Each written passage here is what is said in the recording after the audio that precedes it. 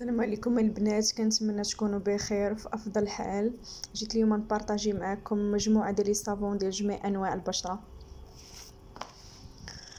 نبدا بكم بهاد الصابونات الخضراء زوينه، هذه بزاف نقدر نقول لكم عليها ماشي صابون تجميلي، هذه صابونه ديال الحجره بيو. نقدر نقول لكم كداوي لاي جرح او حكه من بعد الحمام، وكتجدد الخلايا ديال البشره والكزيمه.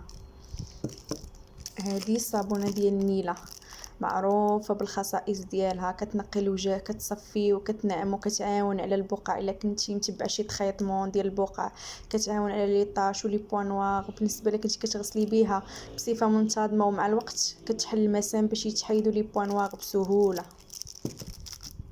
وهذه الصابونه ديال الزعفران، تقدروا تغسلوا بها حتى المناطق الحساسه، تتصفي من الكحوليه، الكحوليه اللي كتكون في الركبه ولا تحت الابطين ولا في المناطق الحساسه نيت ولا في الوجه.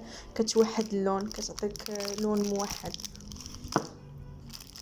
وهذه صابونه ديال الالوي فيرا، كتصايب من جيل ديال الالوي فيرا، كتحمي البشره من كل التجاعيد، كتجدد الخلايا، كتبين الوجه فايق ماشي تعبان ومن الارهاق.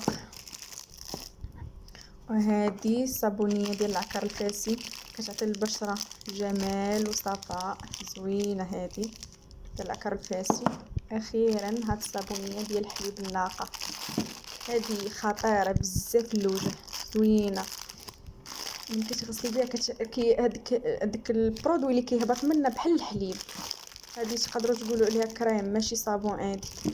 وهاد مجموعه ديال لي صابون انا مجرباهم وحده بوحده، واي حاجه كنجربها وكتعطيني النتيجه تنبارطاجيها معكم نتوما الاولين. كنتمنى تستافدوا